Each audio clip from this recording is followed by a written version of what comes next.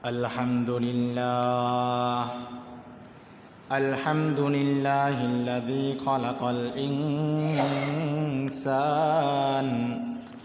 ওয়া কাররামা ওয়া আল্লামা মিনাল বায়ানি মা লাম ইয়ালাম ফাসুবহানাল্লাযী লা ইউহসা ইমতিনানুহু বিল লিসানি ওয়ালা বিল কলম ونشهد أن لا إله إلا الله وحده لا شريك له وأشهد أن محمدا عبده ورسوله أما بعد وقال الله تعالى في كلام المجيد والفرقان الحميد أعوذ بالله من الشيطان الرجيم بسم الله الرحمن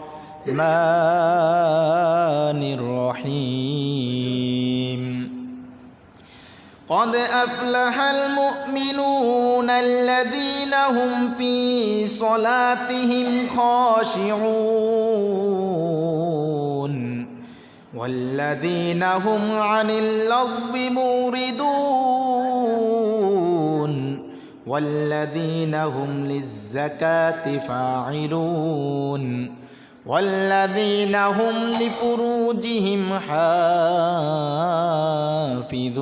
حافظون وقال رسول الله صلى الله عليه وسلم لو خشع القلب لخشعت الجوارح दुनिया में हो दुनिया का तलबगार नहीं हो दुनिया में हो दुनिया का तलबगार नहीं हो बाजार से गुलजार हो खरीदार नहीं हो बाजार से गुलजार हो खरीदार नहीं हो আলহামদুলিল্লাহ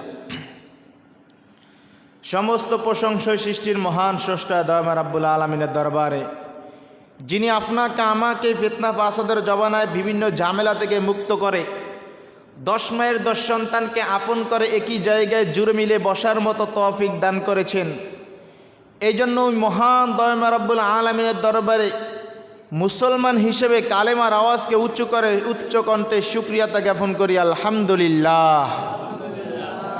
শুকর গুজার হও রে বান্দা দুনিয়ায় যাহার তরে নাজ নিয়ামতে বেড়ে যায় প্রভুর শুকর আদায় যদি না করো কঠিন আযাব হবে তোমায় কবর। পাক আমাদেরকে আপনাকে যেই নিয়ামত দিয়েছেন ওই নিয়ামতের শুকরিয়া আদায় করা। যখন শুকরিয়া আদায় করে তখন আল্লাহ তাআলা বান্দার নিয়ামতকে আরো বাড়ায় দেয়, বলেন সুবহানাল্লাহ। আর যখন কোনো বান্দা আল্লাহ তাআলার নিয়ামত পাইয়া নিয়ামতের শুকরিয়া আদায় করলো না, বরঞ্চ সবসময় আফসোস আর পরিতাপ করতে লাগলো, তখন আল্লাহ তাআলা ওই বান্দা থেকে আরো নিয়ামতকে ছিনিয়ে নেয়। শুধু ছিনিয়ে নেয় ক্ষান্ত নয়, ওই বান্দাকে আরো কঠিন বিপদের মধ্যে গ্রেফতার করা হয়। এজন্য আল্লাহ তাআলা শুকরিয়া আদায় করা। তো আল্লাহ তাআলা মানুষকে দুনিয়াতে পাঠাইছেন। দুনিয়াতে 2 ধরনের মানুষ আছে। এক ধরনের মানুষ হলো সফল কাম, আরেক ধরনের মানুষ হলো সফল কাম নয়। তাহলে এক ধরনের মানুষ সফল কাম কারা? দুনিয়ার মানুষ জবাব দেয় সফল কাম হলো ওই সমস্ত ব্যক্তিরা যারা দুনিয়াতে টাকা পয়সা ধন দৌলত বাড়ি গাড়ি অর্জন করেছে, তারা হলো সফল কাম। যার ছেলেদেরকে উচ্চ শিক্ষিত করছে, বিদেশে পাঠাইছে, টাকা পয়সা কামাই করছে, বাড়ি গাড়ি করছে, তারাই হলো সফল কাম। কিন্তু আল্লাহ তাআলা জবাব দেন, না রে বান্দা, না, আমি আল্লাহর মতে সফল কাম তারা নয়। আমি আল্লাহর মতে সফল কাম হলো ওই সমস্ত ব্যক্তিরা। আমি আল্লাহ ঘোষণা করি সফল কাম কারা? সফল কাম হওয়ার জন্য 1 নম্বর শর্ত হলো ঈমান আনতে হবে। ঈমান আনতে হবে। এই জন্যই আল্লাহ তাআলা ঈমানদারদেরকে ডাক দিয়ে বলতেছেন, কদ আফলাহাল মুমিনুন। মুমিন বান্দাদের ভিতর থেকে সফল কাম কয়েক শ্রেণীর ব্যক্তিরা। ও মুসলমান, ভালো করে শোনো, মুমিন বান্দা শুরুতে মুমিন বলেছেন, কদ আফলাহাল মুমিনুন, মুমিন বলেছেন, অতএব শর্ত হলো ঈমান আনা। কদ আফলাহান নাস, মানুষের ভিতর থেকে সফল কাম, এটা আল্লাহ তাআলা ঘোষণা করে নাই। আল্লাহ তাআলা ঘোষণা করেছেন কদ আফলাহাল মুমিনুন,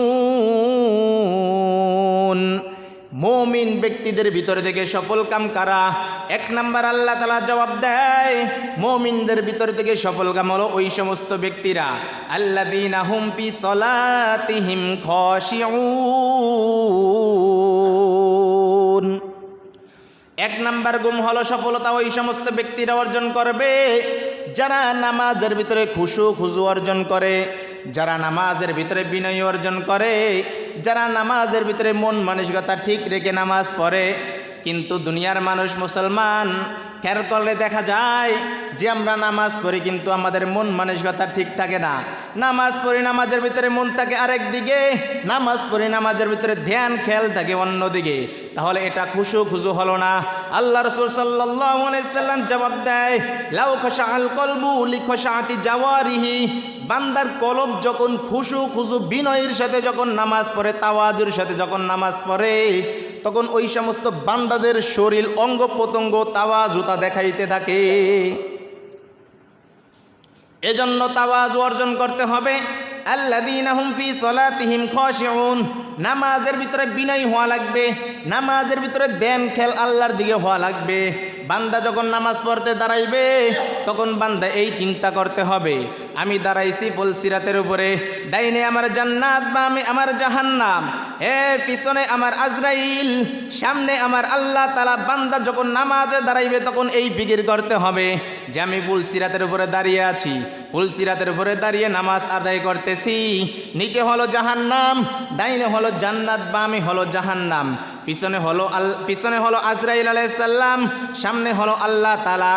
এ মন তুই শোন, ভালো করে শোন, তুই যে ফুলসিরাতের উপরে দাঁড়িয়ে আছিস, তুই সামনে আল্লাহ তাআলাকে সেজদা দিতেছোস, সেজদা যদি ঠিক মতো না দাও, পিছনে আজরাইল আছে, আজরাইল জানটা কবজ করে হয় তোমাকে জাহান্নামে নিক্ষেপ করবে, নাই তোমাকে জান্নাতে নিক্ষেপ করবে। বান্দা তোমার মন খেয়াল যদি ঠিক মতো আদায় করে, যদি নামাজ পড়তে পারো, তাহলে তোমার এই জানটা কবজ করে জান্নাতে নিয়ে যাবে।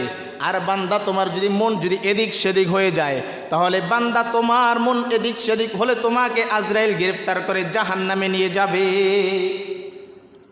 এজন্য বারবার এই খেয়াল মনের ভিতরে আনতে হবে। কারণ হলো নামাজ 5 ধরনের ব্যক্তিদের আদায় হয়। এক ধরনের ব্যক্তি হলো মাঝে মাঝে আদায় করে, দৈনিক নামাজ আদায় করে না, মাঝে মাঝে এই সপ্তাহ ওই শুক্রবার নামাজ আদায় করে, শুক্রবার শুধু নামাজ আদায় করে। আরেক ধরনের ব্যক্তি হলো যারা শুধু নামাজ আদায় করে, মাঝে মধ্যে আদায় করে। 3 নাম্বার ব্যক্তি হলো যারা সব সময় আদায় করে কিন্তু তাদের মন মানসিকতা ঠিক থাকে না। যারা মাঝে মাঝে আদায় করে তাদের তো মন মানসিকতা এমনিতেই ঠিক থাকে না। আবার যারা সব সময় আদায় করে কিন্তু যাদের মন মানসিকতা ঠিক থাকে না, মন এদিক সেদিক দৌড়াদৌড়ি করে, তাহলে তাদের নামাজও আল্লাহ তাআলার নিকটে কবুল হবে না।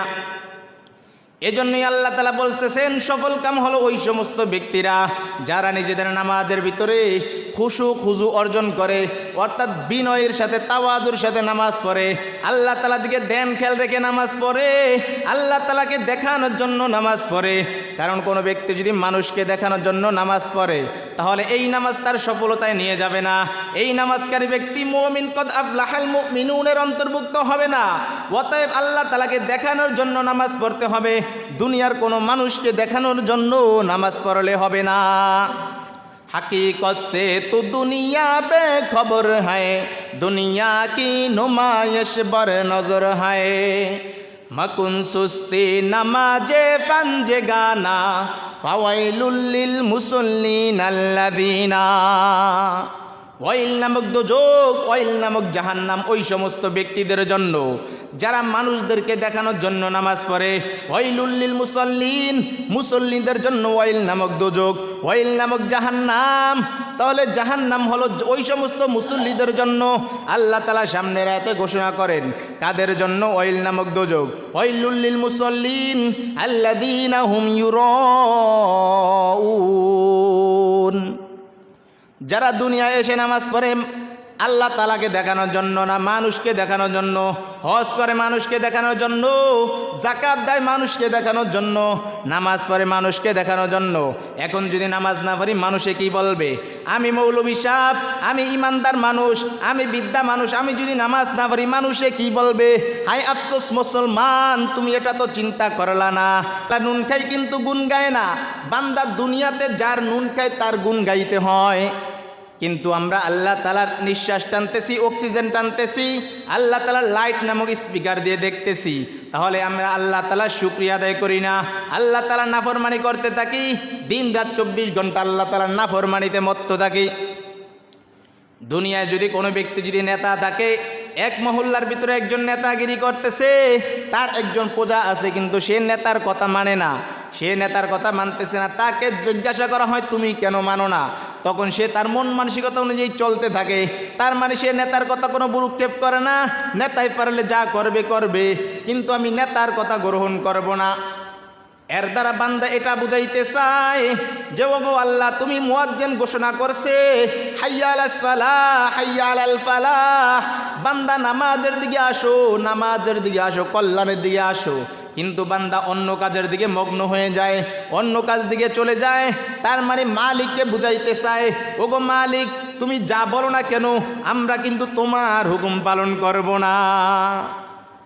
মালিককে কেমন জানি এই জিনিসটাই বুঝাইতে চাই আমরা, যে মুয়াজ্জিন যখন ডাকছে হাইয়া আলাল ফালাহ হাইয়া আলাস সালাহ, আসো মুমিন বান্দারা নামাজের দিকে আসো, কল্যাণের দিকে আসো, কিন্তু আমরা নামাজ আদায় না করে এটাই বুঝিয়ে দিতে চাই যে আল্লাহ তাআলা যা করে করুক, আল্লাহ তাআলার কাম আল্লাহ তাআলা করতে থাকবে, আমাদের কাম আমরা করতে থাকবো। নাউজুবিল্লাহ।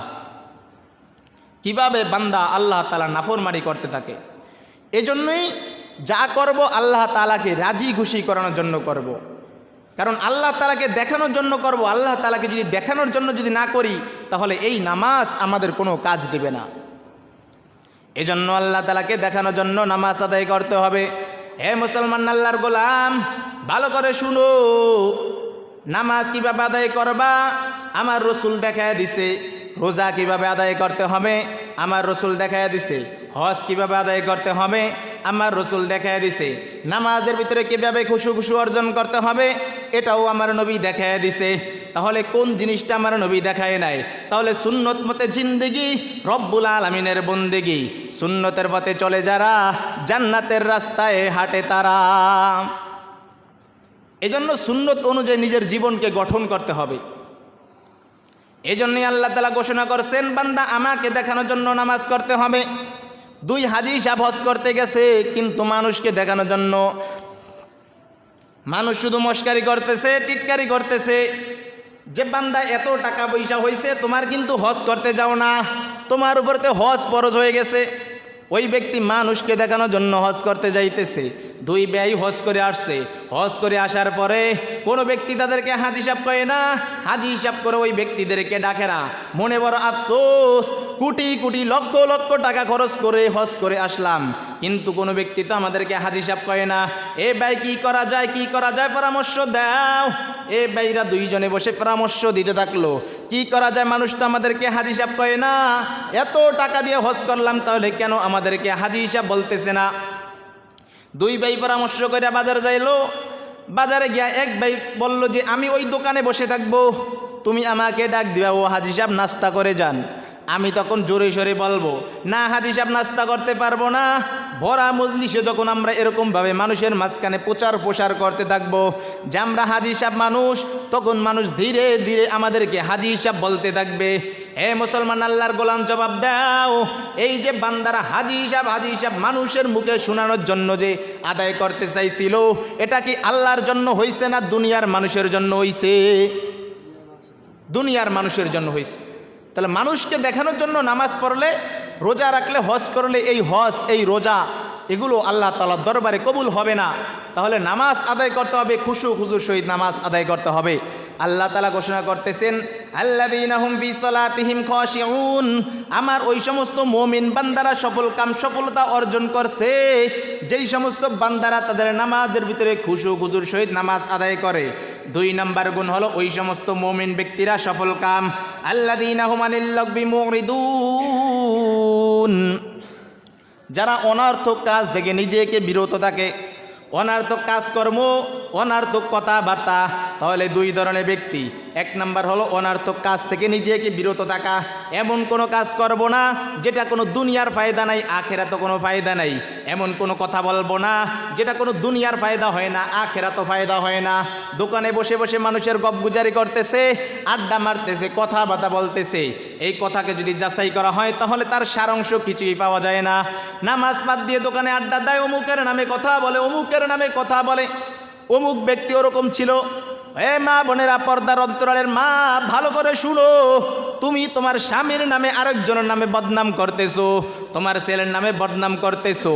ও মা, ভালো করে শুনো, তোমার স্বামীর নামে বদনাম করলা মানে নিজের কথা অপরের কাছে বললা।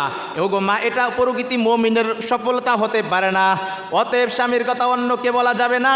এই জন্য অনর্থক কাজ থেকে নিজেকে বিরত রাখতে হবে।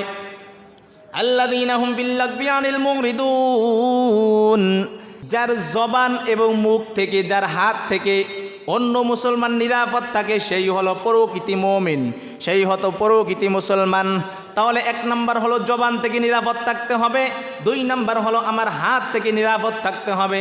কোনো হাতের দ্বারা আমার ক্ষমতা আছে, তাহলে আমি অন্য মানুষকে কষ্ট দেওয়া যাবে না। আমার জবান আছে, জবান দ্বারা কাউকে গালি দেওয়া যাবে না, আমার জবান দ্বারা কাউকে কটূক্তি কথা বলা যাবে না। মুমিন বান্দা সফল কাম অর্জন করতে হলে আল্লাহ তাআলা অন্য আয়াতে ঘোষণা করেন, কোনো ব্যক্তি যদি তোমাকে গালি দেয় তখন তুমি তার সাথে ভালো আচরণ করো, ভালো কথাবার্তা বলো, কারণ গালির প্রতিবাদে গালি দেওয়া এটা কোনো উত্তম মুমিনের আচরণ হতে পারে না। এজন্য গালির পরিবর্তে গালি নয়, আমাদের নবী দেখিয়ে দিচ্ছেন যে কিভাবে অনুত্তম আচরণের পরিবর্তে উত্তম আচরণ করতে হয়। এজন্য নিজের জবান দ্বারা, নিজের মুখের কথার দ্বারা আপনি একজনের নামে একটা কথা বলছেন, যেই কথাটা ওই ব্যক্তি শোনার সাথে সাথে কষ্ট পাইবে, তাহলে এটা হলো অনর্থক কথা, ওই ব্যক্তির নামে গীবতের পরিণত হয়ে গেল। অতএব কোনো ব্যক্তির নামে গীবত করাও হলো আনিল লাগবি মুরিদুন। আল্লাহ তাআলা অন্য আয়াতের ভিতরে ঘোষণা করেন, যখন তোমরা কোনো অনর্থক কাজ, অনর্থক কথাবার্তা শুনতে পাবে, তখন আরিদু আনহু, তখন তোমরা তার থেকে বিরত থাকো, তাদের থেকে ফিরে থাকো। ওই সময় কাজে যাবে না, তাদের ধারে কাছেও বসবা না, তারা অনর্থক কাজে ব্যস্ত আছে, অতএব তাদের ধারে কাছেও তোমাদের বসা যাবে না। এ মুমিন মুসলমান, ভালো করে শুনো, এজন্যই তো আল্লাহ তাআলা ঘোষণা করছেন, ওয়াল্লাযীনা হুম আনিল লাগবি মুরিদুন। তোমার হাতের দ্বারাও যেন অন্য মুসলমান কষ্ট না পায়, তোমার জবান দ্বারাও যেন অন্য মুসলমান কষ্ট না পায়। তুমি আগাচরে একজনের নামে একটা কথা বললা, যেই কথার দ্বারা অপর মুসলমান শোনার সাথে সাথে সে কষ্ট পাইল। এজন্যই কবি বলেন, যারা হাতিস সিনানু লিহাল তিহামু ওয়ালা ইয়ালতামু মা জারাহাল লিসানু। তরবারির আঘাত দিলে এই তরবারির আঘাত একদিন ওষুধ খাইতে খাইতে শেষ হয়ে যায়, কিন্তু মানুষের যে ধারালো কথার আঘাত, আপনি কারো বিরুদ্ধে একটা কথা বললেন, এই কথার আঘাত তার অন্তরে এমনভাবে আঘাত করলো, যেই আঘাত কোনো সময় ওষুধ দিয়েও শেষ হয় না, এই আঘাত কখনোই শেষ হবে না। এজন্য আমি যদি প্রকৃতি মুসলমান হইতে চাই, আমি যদি প্রকৃতি মুমিন হইতে চাই, তাহলে আমার কথার দ্বারা, আমার কাজের দ্বারা, আমার আচরণ দ্বারা অন্য মুসলমান যেন কখনো যেন কষ্ট যেন না পায়, এটা হুঁশিয়ার থাকতে হবে।